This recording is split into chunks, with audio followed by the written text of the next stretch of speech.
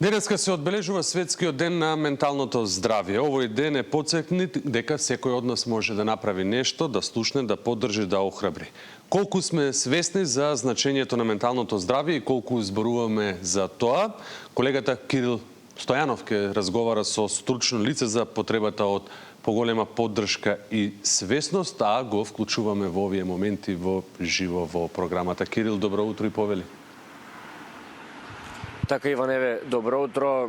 Светски ден на менталното здравје, ден кога треба да се зборува многу повеќе за важноста и за решавање на оваа проблематика, за пристапување и за сериозен пристап кон менталното здравје, за тоа што представува, како и на кој начин се третира, како и на кој начин можеме да помогнеме во целиот тој процес. Ке зборуваме со Сонја Угриновска, психолог. Еве, Светски ден на менталното здравје во едно време во кое што живееме ние, зошто е важно да се зборува за менталното здравје и за потребата да се подига свеста за тоа. Добро утро, поздрав до гледачите на Сител телевизија. Сакам да го честитам овој ден, 10 октомври, денот на менталното здравје, и да укажам на особено значење на психолозите и другите стручни лица во целокупното функционирање на поединецот. Само би кажала на почеток дека грижата за менталното здравје не е луксус, туку е потреба и е предуслов за едно успешно функционирање не само на душевен план, туку и на социјален план. Колку луѓето стануваат повеќе свесни за тоа, колку се зборува, колку почесто луѓето доаѓаат и бараат поддршка и помош, особено вие како психолог во таа бранша? Морам да кажам дека свесноста на граѓаните се зголемува, стигмата е се уште мала, но стануваат свесни дека потребата за грижа за менталното здравје треба да ја надокнадат, односно да ја обезбедат.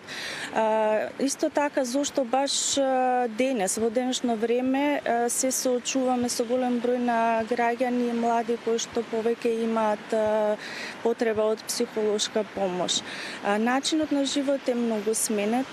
Морам да кажам дека се соочуваме со едно динамично секојдневие во кое што постојат големи обврски, постојана трка со времето, преплавени сме со информации и технолошки уреди. Сето тоа негативно влија. Еве би почнала од притисокот во социјалната средина за поголеми успеси, за напредок и резултати. Создава надпревар меѓу луѓето, чувства на вина понекогаш и создава еден хроничен замор, односно прегорување. Потоа секојдневното примање и комуницирање без пауза, нашиот мозок е престимулиран од тие медиуми. Слушањето на негативни вести, например, исто така влијае на нашата душа, односно нашето функционирање, а потоа и неможноста да си дозволиме еден психички одмор надвор од секојдневната стимулација и комуникација.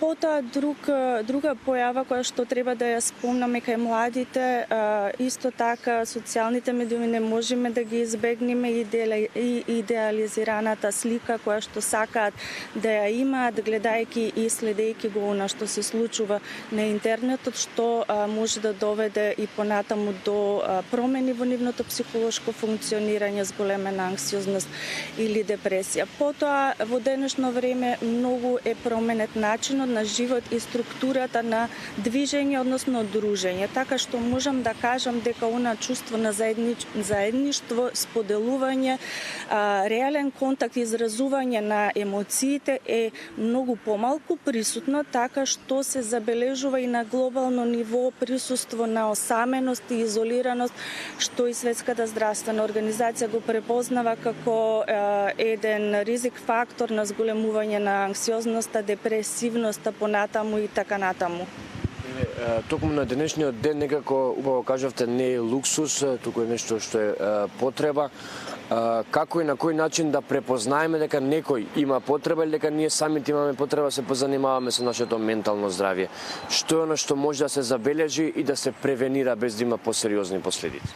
Така, за жал ние оваа година се соочивме со една траума и трагичен настан во кој што психолозите и други стручни лица покажа голема проактивност и беше значајна нивната помош околу надминување на загубите, тешките моменти и повторно профункционирање.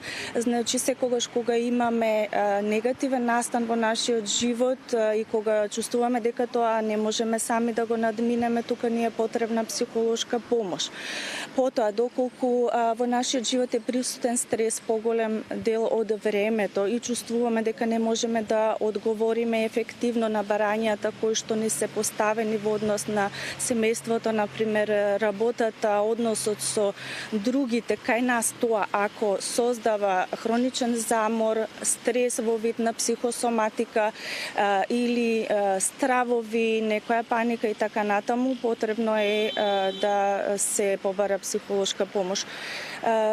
Исто така, доколку чувствуваме дека немаме со кого да споделиме нешто или доколку чувствуваме дека имаме тешкотија во наоѓањето смисла на она што го правиме, секако морам да спомнам дека и духовниот развој е многу важен, посебно кај младите кои што се во некој процес на барање на себе си, што да правам, што ќе биде со мене и така натаму, секако дека треба да се побара тогаш психолошка помош. Во поглед на тоа, оно што особено ме интересира е која возрастна категорија на граѓани е многу посвесна за овој проблем, за потребата од барање помош, дали постои разлика помеѓу помладата, повозрастната категорија, кој почесто знае да побара помош во такви ситуации? Секаде е различно, зависи кој психолог или психотерапевт со која целна група работи. Сакам тука да кажам дека свесноста е зголемена. Не знам за некои истражувања кои што покажуваат кај кој еве лично кај нас повеќе се обраќаат родителите кои што ги носат своите деца за некои предизвици. И тука можеби е важно што емоционалната интелигенција треба да се развива и треба да се запрашаме кое е нивото на разбирање на емоционалната интелигенција. Така што ако порано ние не знаевме што значи емпатија, сега е многу поразлично и тоа уште од мали нозе почнува да се зборува низ психоедукација за што значи да чувствуваме, што значи да мислиме, какви последици имаат нашите однесувања и така натаму.